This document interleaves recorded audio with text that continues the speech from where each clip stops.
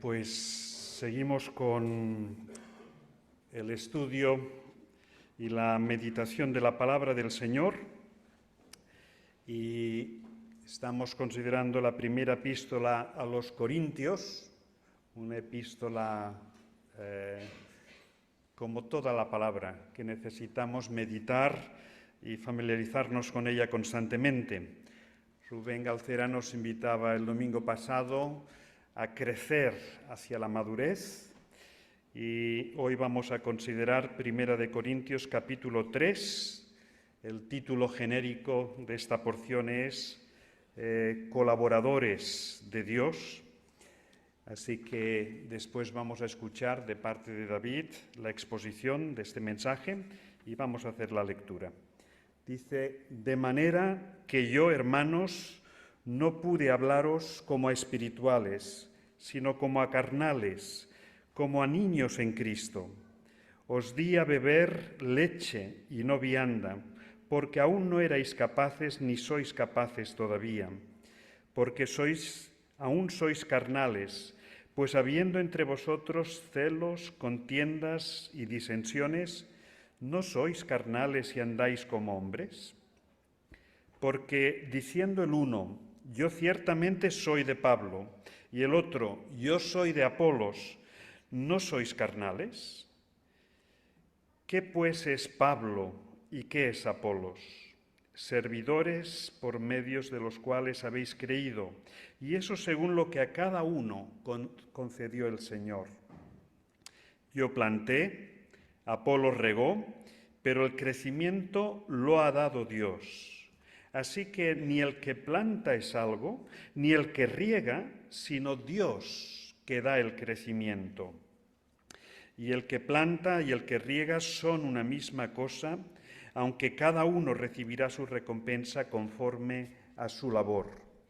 Porque nosotros somos colaboradores de Dios y vosotros sois labranza de Dios, edificio de Dios.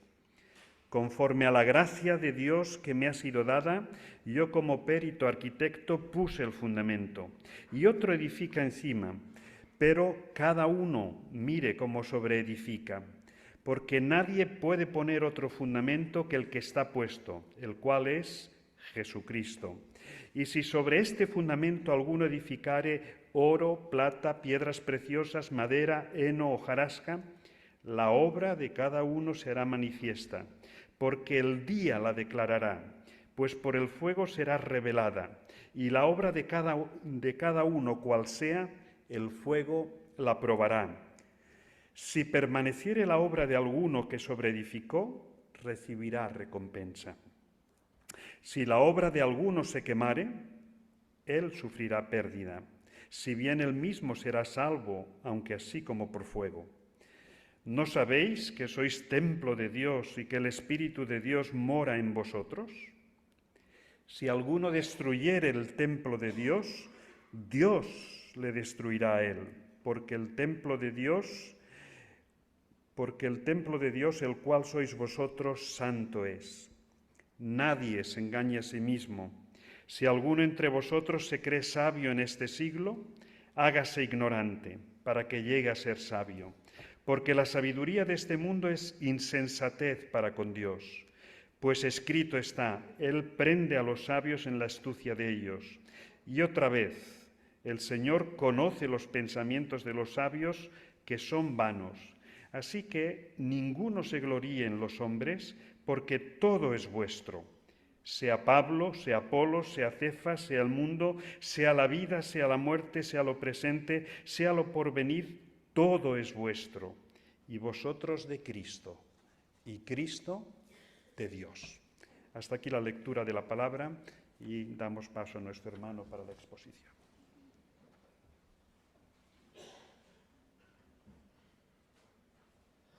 Muy buenos días, hermanos, y muchas gracias por esta nueva invitación de estar entre vosotros. Permitidme un par de comentarios antes de empezar.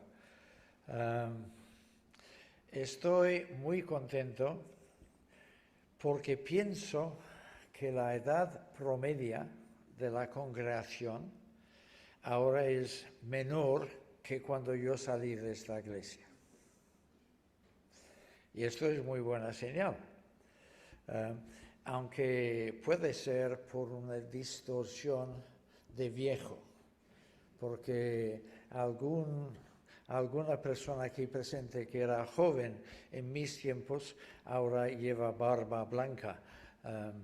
No miro a nadie.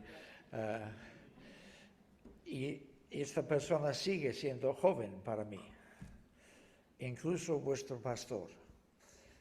Le conocí la primera vez cuando hice un viaje, vivíamos entonces en Madrid y vine a Barcelona y Pablo Martínez me lo presentó diciendo que tanto Francisco como yo éramos coleccionistas de sellos y por lo tanto teníamos algo en común. Y Francisco tenía 14 años en aquel momento.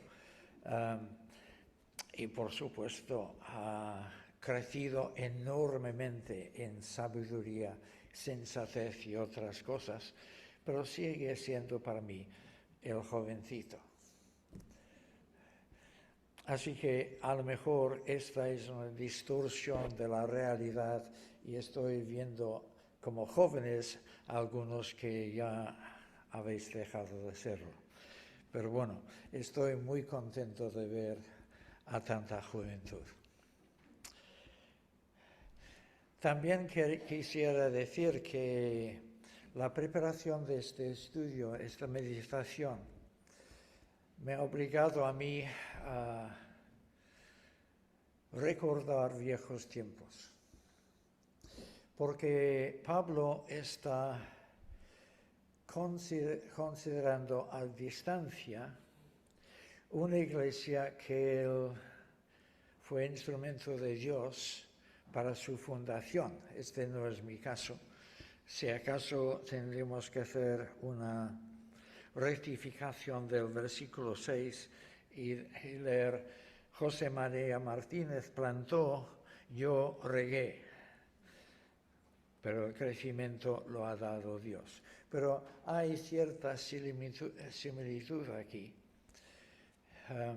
Y viendo cómo Pablo contempla la iglesia de Corinto, yo no pude sino sentirme parecido a él contemplando la iglesia de Calle Verdi. Hay muchas diferencias. Pablo acaba de recibir informes no muy positivos acerca de los corintios y escribe con mucha preocupación. Yo no he recibido ningún informe negativo, así que podéis respirar tranquilos. Al contrario, las noticias que me llegan acerca de esta iglesia son muy positivas y doy gracias a Dios por ello. Pero creo que haremos bien en considerar algunos aspectos de estos informes negativos, porque el peligro siempre está presente y siempre podemos caer en cosas como las que estaban haciendo mal a la iglesia de Corinto. La primera cosa que Pablo aborda en este capítulo es la creación de facciones. Que yo sepa, no existen facciones en la iglesia de Verdi en este momento, pero esto puede deberse a ignorancia mía. Pero en mis tiempos en esta iglesia, este sí que era un problema.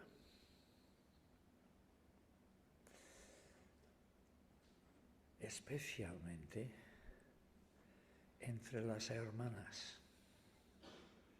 En aquel momento había 5 o 6 hermanas que destacaban por su capacidad para liderar grupos de estudio bíblico, y cada una de estas mujeres tenía sus seguidores incondicionales, y esto creaba conflictos porque algún grupo no saludaba a las mujeres de otro grupo.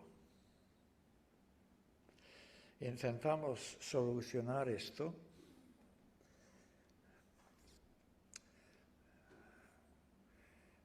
y el resultado fue que todas las mujeres encargadas de los grupos se volvieron en contra nuestro. Así que no es fácil solucionar esta clase de situación. Y después creció dos grandes facciones en la Iglesia: los martinistas y los burtianos. La ironía del caso es que ni José María Martínez ni un servidor hicimos nada para fomentar estas facciones, pero existían. Y mucho se debía a la imaginación de los hermanos. Recién he llegado aquí, el señor Martínez me dijo: ya es hora de que no utilicemos solamente el viejo himnario pequeño. Alguno veterano recordará estos himnarios. Y había también ejemplares de Cants de Gloria. Pero además de esto necesitamos algo nuevo. Y tú, que entiendes un poco de música, ¿por qué no creas un nuevo cancionero para la iglesia? Así que yo me puse a hacer esta labor y empezamos a cantar desde el cancionero también.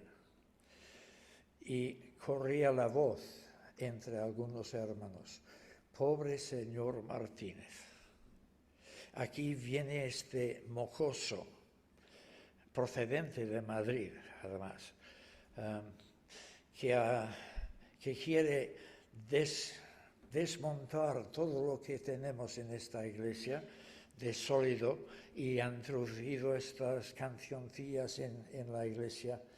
Pobre señor Martínez. No sabían que había sido iniciativa del señor Martínez. Algo parecido ocurrió con una serie que di sobre el sexo y el matrimonio, porque yo en Madrid había participado con otros en esa serie y el señor Martínez había recibido buenos informes acerca de esta serie y me propuso que sería interesante darla también en esta iglesia. Hay que recordar que en aquel entonces hablar de ciertos temas era casi tabú. Y yo con mucho sonrojo y dificultad abordé ciertos temas: la masturbación, la homosexualidad, otros temas un poco escabrosos. Y nuevamente un sector de la iglesia: ¡qué escándalo! ¿Qué estará pensando el señor Martínez? Bueno, el señor Martínez me lo había propuesto, pero esto no se anunció públicamente, por lo tanto la gente creía que yo estaba desmontando el edificio sólido construido por el señor Martínez, introduciendo estos temas que no eran para la iglesia. Así que se iban formando estas facciones. Tanto el señor Martínez como yo mismo solo nos enteramos de algunas de esas cosas tiempo después, quizás años después. Pero pudimos detectar malestar en la iglesia. Las facciones siempre causan malestar. Pablo dice que esta clase de creación de facciones es señal de infantilismo, de inmadurez en la congregación.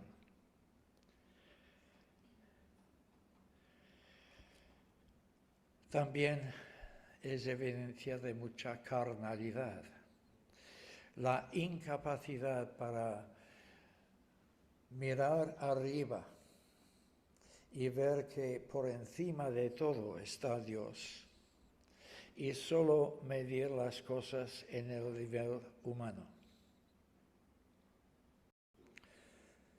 Y este es un mal que todos padecemos.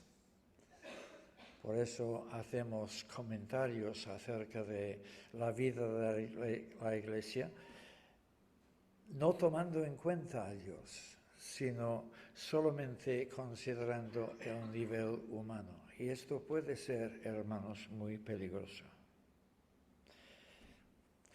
La solución a esta clase de problemas creo que la encontramos al final del capítulo, versículo 21. Así que ninguno se gloríe en los hombres, porque todo es vuestro. Sea Pablo, sea Apolos, sea Cefas, sea el mundo, sea la vida, sea la muerte, sea lo presente, sea lo porvenir, todo es vuestro. Si tienes a Cristo, todos los dones ejercidos en la Iglesia son una parte tuya. Tú te beneficias de todos los dones. Y por lo tanto, si solamente quieres aferrarte a cierta persona o cierta facción dentro de la Iglesia, estás perdiendo una buena parte de lo que el Señor tiene para ti. La madurez consiste en apreciar la valía del ministerio de todos los hermanos, de apreciar toda la variedad que el Señor ha puesto en su Iglesia.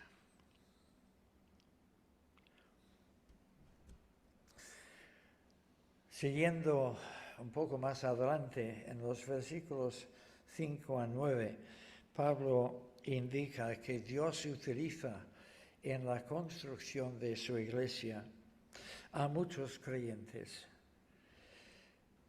cada uno con su aportación personal, pero que la obra sigue siendo de Dios, no de los hombres. ¿Qué pues es Pablo? ¿Y qué Apolos? Servidores por medio de los cuales habéis creído. Y eso según lo que a cada uno concedió el Señor. El Señor ha concedido a Pablo ciertos dones y a Apolos otros dones, y cada uno ha contribuido al crecimiento de la Iglesia en Corinto. La inmadurez consistiría en solo apreciar a Pablo y despreciar a Apolos, o viceversa. La madurez consiste en beneficiarte de todos los dones que el Señor ha dado. La obra es de Dios.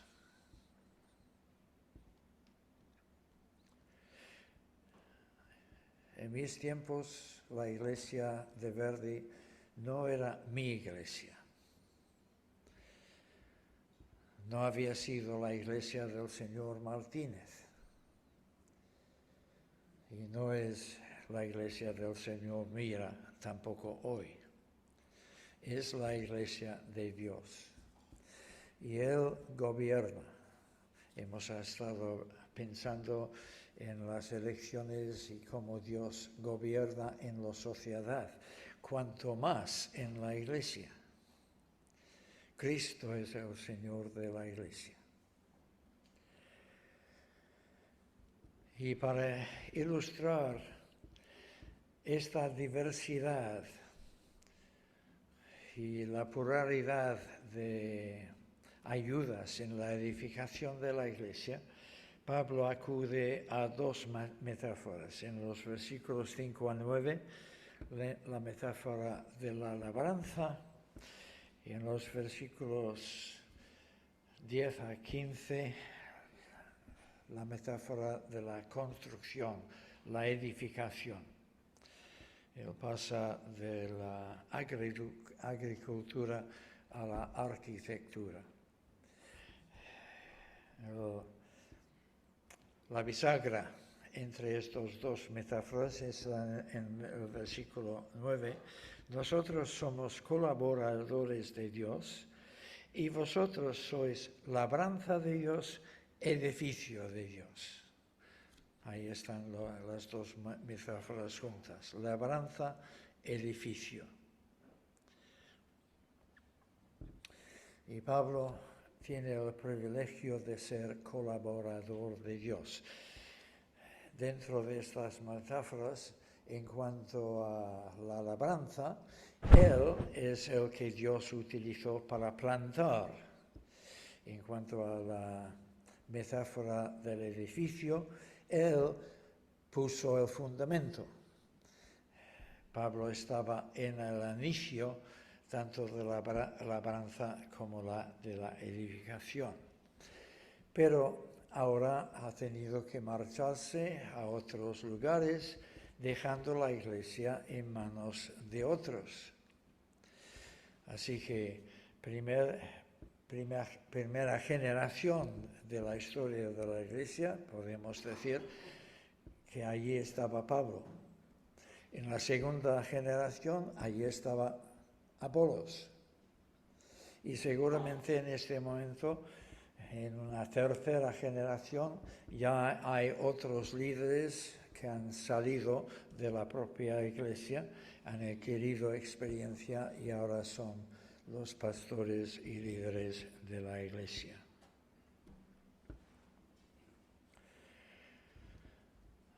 Es difícil saber si en los versículos 10 en adelante, más o menos, si Pablo está pensando en los líderes de la Iglesia o en todos los miembros de la Iglesia. Desde luego, al principio, versículo 1, él está dirigiéndose a todos los hermanos, todos los miembros de la Iglesia. Y yo creo que a partir del versículo 16, no sabéis que sois templo de Dios.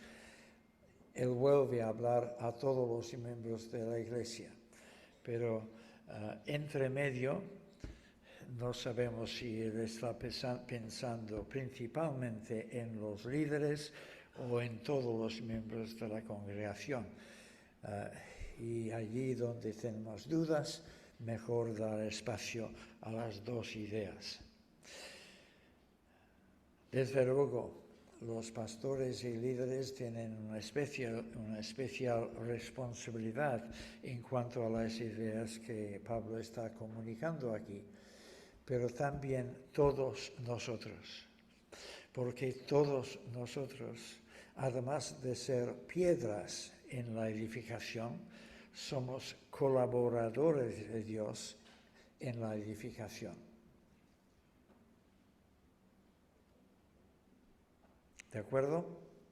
Así que tú puedes decir, yo no soy pastor, soy un mero pasajero. Lo siento, no hay meros pasajeros en la obra de Dios. Tú estás contribuyendo algo a la vida de la Iglesia.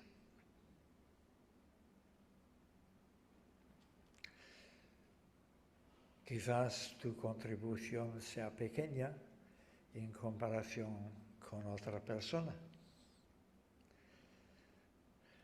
Pero tu sola presencia contribuye y difícilmente se puede hablar solamente de presencia. Tus palabras, tu conversación, tu manera de saludar o no saludar a la gente contribuye para bien o para mal. Y por lo tanto, cuando Pablo se vuelve a la congregación diciendo, cuidado con cómo estás construyendo,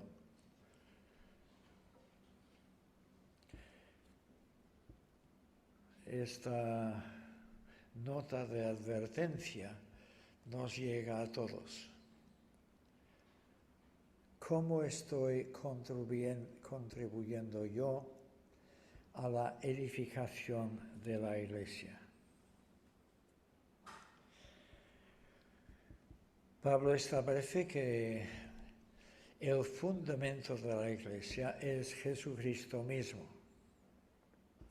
Él, Pablo, no es el fundamento, aunque fue utilizado por el Señor para comenzar la Iglesia de Corinto.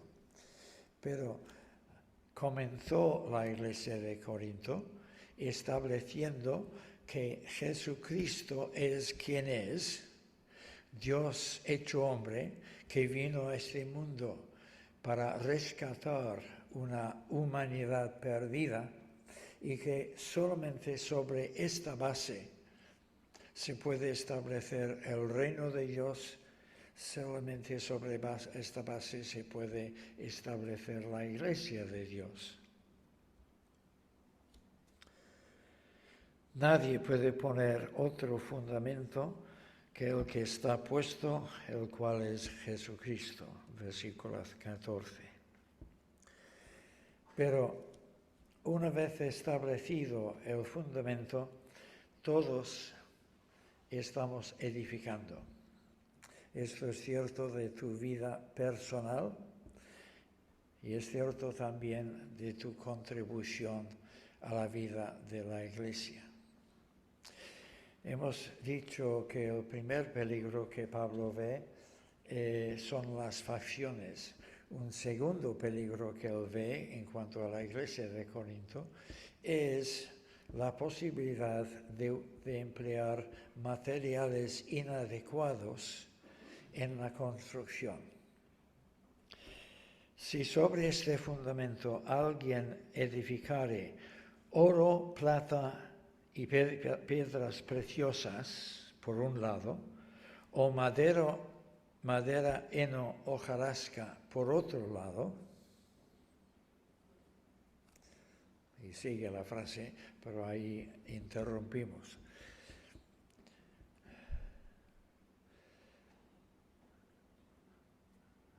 Todos edificamos, para bien o para mal. Todos conversamos, algunos muy poco, y otros mucho.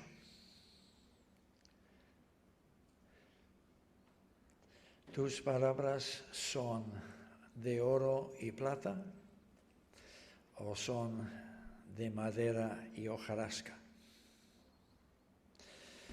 En otras palabras, ¿tus palabras edifican para bien o edifican insustancialmente de una manera que hace que el edificio esté en peligro de tambalearse? Todos contribuimos nuestra conversación, todos contribuimos nuestras acciones. Nuestras acciones ayudan o contribuyen a la debilidad de la Iglesia. Es interesante que Pablo no entra en detalles, no dice explícitamente qué es lo que entiende por oro, plata y piedras preciosas, ni lo que entiende por madera, heno y hojarasca. Pero yo creo que podemos captar la idea general. Que si viene un incendio, hay ciertos materiales que van a sobrevivir el incendio, quizás un poco maltrechos, pero aguantarán. El oro, la plata y las piedras preciosas son así. En cambio, hay otros materiales, madera, heno, hojarasca, que enseguida se van a destruir en el incendio. Al final de nuestra historia hay fuego, el juicio de Dios.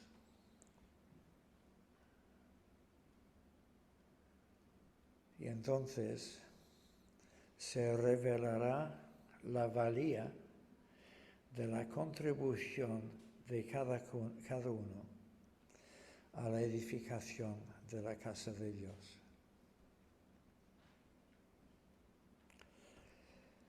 Pablo añade en el versículo 15, si la obra de alguno se quemare, él sufrirá pérdida, si bien él mismo será salvo, aunque así como por fuego. Aquí no es cuestión de tu salvación eterna, pero sí es cuestión de si vas a entrar en la presencia eterna de Dios con las manos vacías o llenas. Si vas a entrar con cabeza agachada por vergüenza, o si vas a tener una entrada gloriosa en el reino eterno. Que cada uno cuide mucho cómo edifica. Pero la cosa va a más. No solamente es posible construir con materiales defectuosos. En el caso de los pastores, esto evidentemente incluye predicar ideas personales en vez de la revelación de Dios.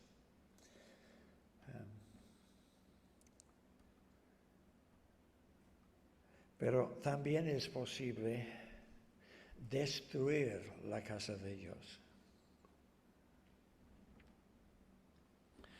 En los versículos 16 a 17, Pablo va a más y habla de esto. ¿No sabéis que sois templo de Dios y que el Espíritu de Dios mora en vosotros?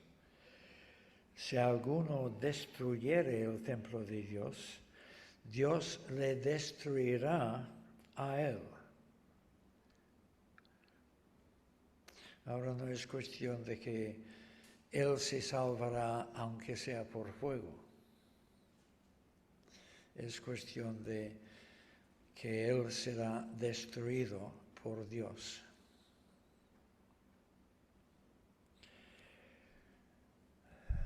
Y notemos que en este contexto de estos versículos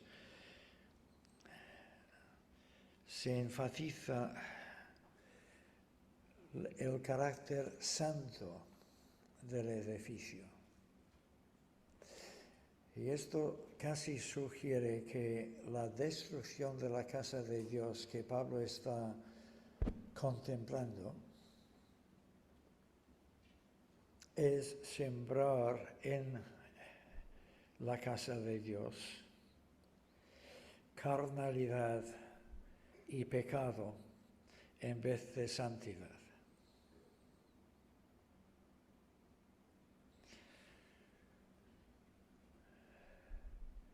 En este momento la Iglesia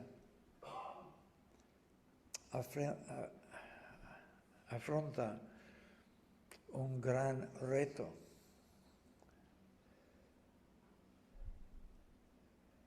el reto de mantener la santidad enseñada por las Escrituras en un mundo, una sociedad que cada vez más se burla de la ética de Dios, la santidad requerida por Dios en el mundo. Y vamos a tener que afrontar esta situación personalmente.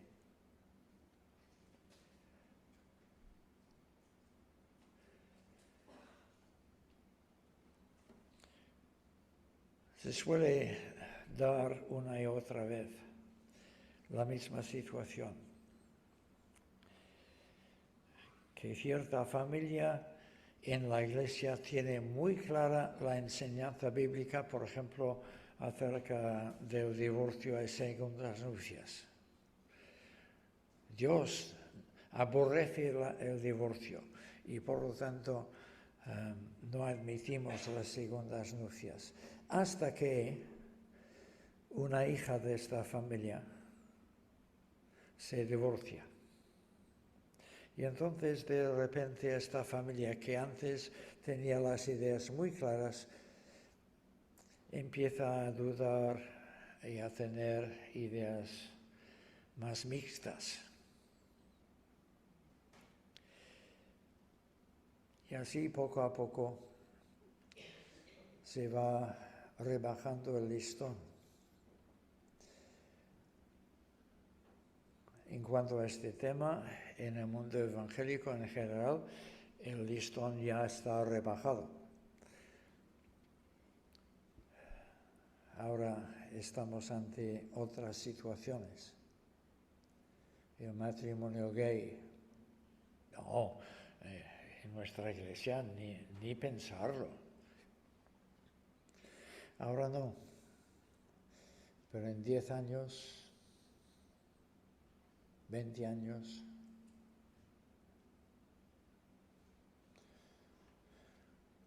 la pederastia,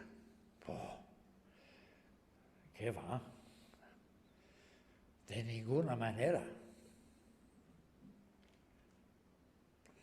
Pero esto se dijo acerca del divorcio. Esto se dijo acerca de otras cosas en el pasado.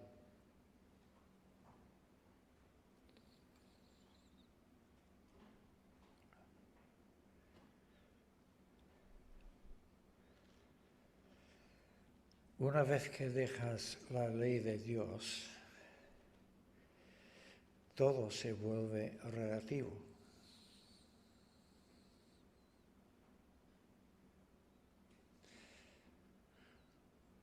Si es lícito que un hombre tenga relaciones sexuales con un joven de 14 años, ¿por qué es pecado si lo tiene con un joven de 13 años? Creo que esta es la situación actual en cuanto a la ley española, pero que puedo equivocarme. Si la ley de Dios no es la que cuenta, entonces lo que cuenta son leyes humanas. Y las leyes humanas suelen ser arbitrarias y casi caerse por su propio peso.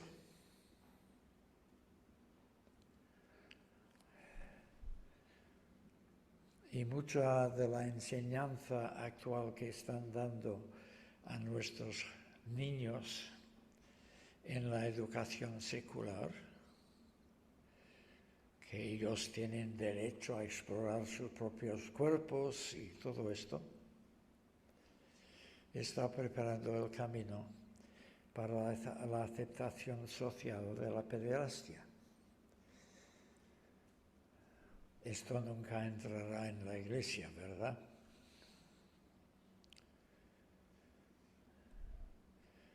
Depende de ti, de cómo estás construyendo tú ¿Con qué materiales? ¿Cuáles son tus criterios? ¿Es la palabra de Dios o es la convicción social que nos rodea?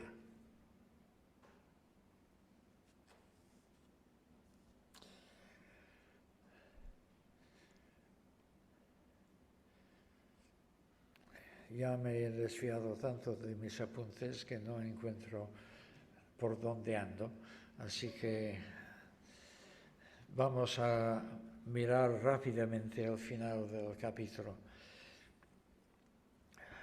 En los versículos 18 a 20, el apóstol aplica a este tema de cómo estamos edificando los mismos principios que ha enseñado en los capítulos 1 y 2. Principios acerca de la sabiduría del mundo y la sabiduría de lo alto. La sabiduría que todos creemos que tenemos por naturaleza, pero que suele ser una sabiduría infectada por las opiniones de la sociedad en la que vivimos, o la sabiduría que se desprende de la palabra de Dios, la revelación de la voluntad de Dios. Cuidado con cómo estás construyendo. Asegura que realmente estás construyendo conforme a lo que Dios ha revelado en su palabra, no conforme a tu propia sabiduría. Porque la sabiduría de este mundo es necedad.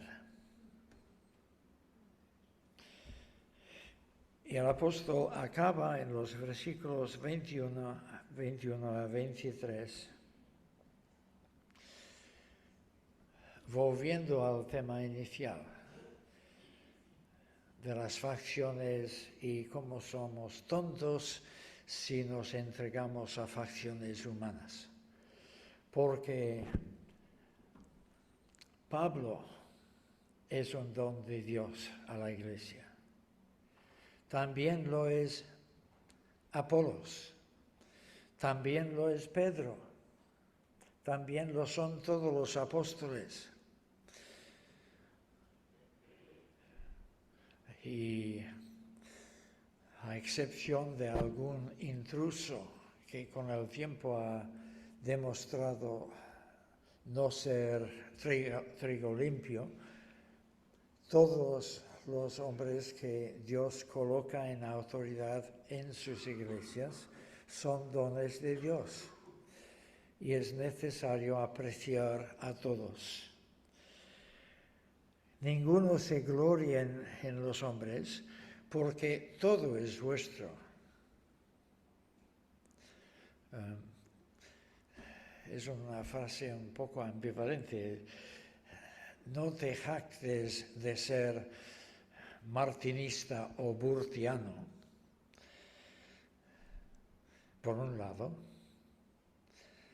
porque tú puedes ser martinista y burtiano a la vez, porque todo es vuestro. Que el Señor nos dé sabiduría para entender esto. Todo es nuestro, sea Pablo, sea Apolos, sea Cefas. Y luego Pablo se desvía a otras consideraciones, sea el mundo, sea la vida, sea la muerte, sea lo presente, sea lo porvenir. La vida que estás viviendo ahora es tuya, disfrútala, pero que sepas que vas a vivir aún mejor en el futuro, así que disfruta de tu esperanza del futuro.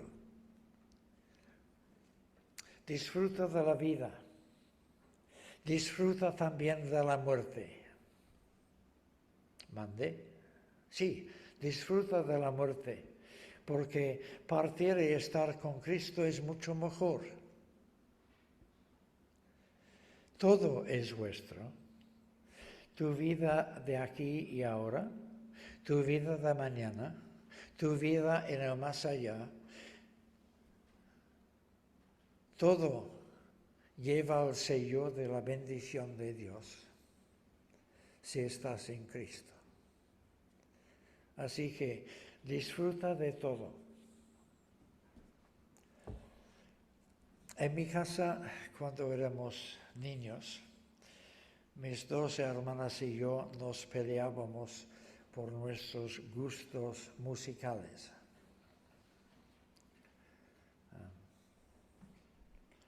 Espero que nadie aquí se pelee por estas cuestiones.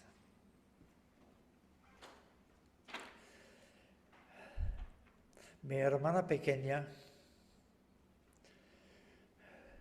era una chica muy moderna, así que seguía muy de cerca todos los últimos conjuntos de moda. Mi hermana, la mayor de mis dos hermanas, era como entre medio. Y yo era un bicho rarísimo que me gustaba la música clásica, Beethoven, Bach y esta gente. Así que mi hermana pequeña y yo siempre peleados. Quita esta música, es horrible, decíamos el uno al otro. Qué tontos éramos, qué inmaduros, porque todo es nuestro. Beethoven y Shakira. Bueno, pero ojo con Shakira. Pero lo mismo ocurre en la iglesia. Examinadlo todo, retened lo bueno.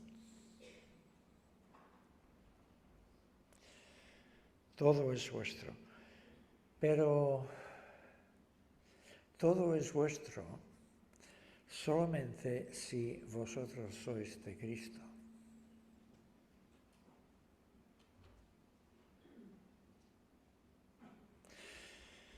Porque vosotros no sois vuestros, sino que habéis sido comprados con precio. Esto lo veréis de aquí a 3 semanas si seguís con esta serie.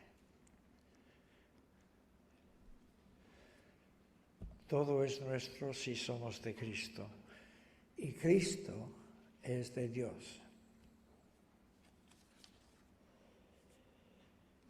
En su humanidad, el Hijo Eterno se sometió voluntaria y gloriosamente a la voluntad de su Padre. Y debemos seguir su ejemplo. La mejor manera de garantizar que estemos construyendo bien, contribuyendo bien a la edificación de la Iglesia, de garantizar que estemos construyendo con materiales adecuados, es si estamos sometidos como Cristo a la voluntad del Padre, andando en su voluntad, en su santidad.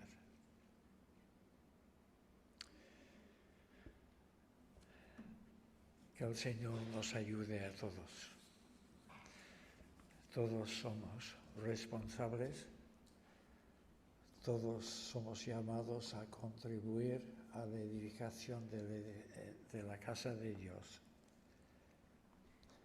Cuidado con cómo estamos desarrollando nuestra responsabilidad. Que el Señor los bendiga. Amén.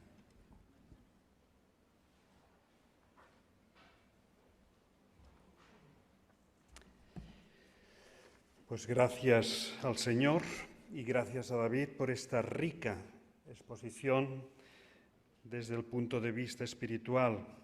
Vamos a seguir con esa perspectiva y vamos a cantar, pido a los músicos que pasen de nuevo aquí delante, 2 cánticos más. Uno que nos hace reflexionar en torno a lo que hemos escuchado. Santo, santo, santo. De este cancionero que David, por encargo del señor Martínez, empezó a confeccionar, lo que llamamos el suplemento.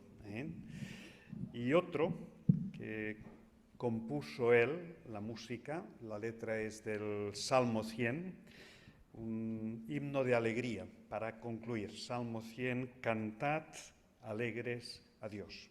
Nos ponemos en pie y cantamos estos 2 cánticos.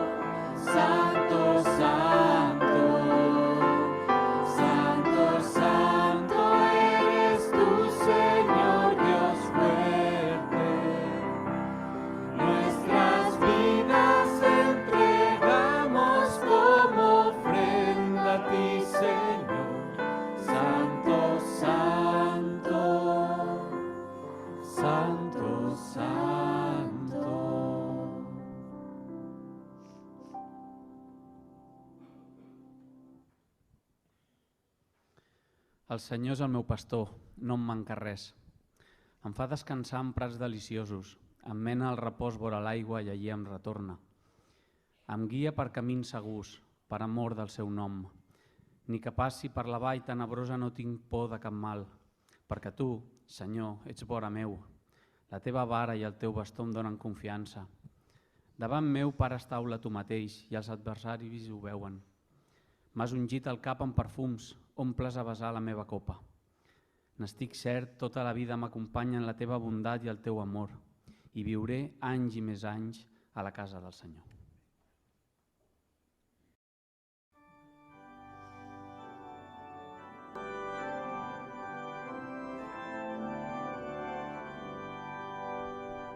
Cantad alegres a Dios, habitantes de toda la tierra, servidle con alegría,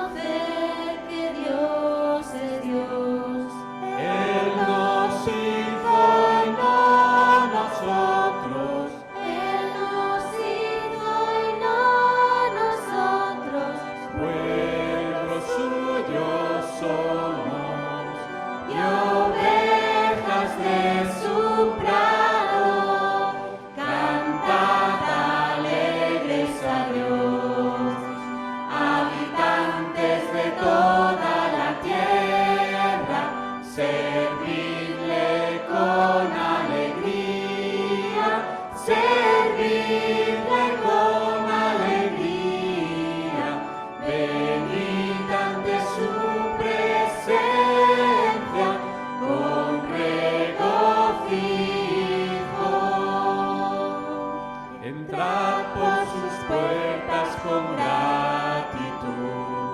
Entrad por sus puertas con gratitud. Por sus atrios con alabanza. Por sus atrios con alabanza.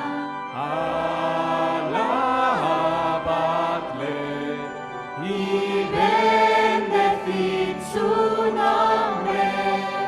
Cantad alegres a Dios, habitantes de toda la tierra, servidle con alegría, servidle con alegría, venid ante su presencia con regocijo,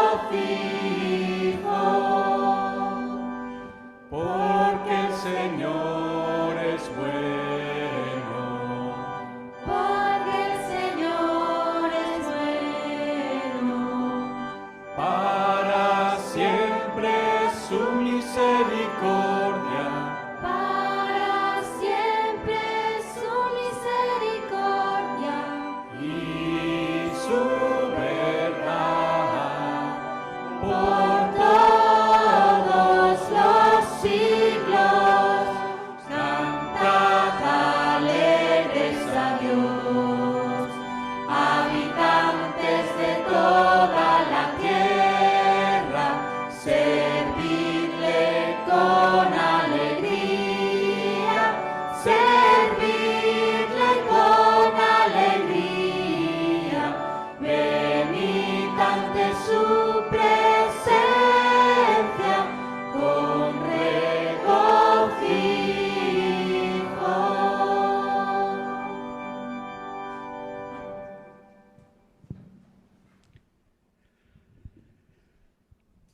Señor, gracias por ti. Y Señor, gracias por ese amor inexplicable, Señor, que a través del cual entregaste a tu Hijo Jesucristo. Y Señor, con Él nos lo has entregado todo. Danos discernimiento, Señor, para entender este conocimiento tuyo, entender la salvación. Señor, gracias por la obra tan maravillosa de redención, de salvación que tú estás haciendo a lo largo de la historia. Y Señor, queremos vivir de una forma agradable a ti, santamente. Danos tú todo el entendimiento también, y toda la firmeza y toda la convicción para esa verdad que es por todos los siglos, vivirla y aplicarla en nuestro tiempo. Sostén a la Iglesia como baluarte de la verdad. Y Señor, ayúdanos a vivir con alegría, con espíritu de servicio, sabiendo que tú eres el todo en todos.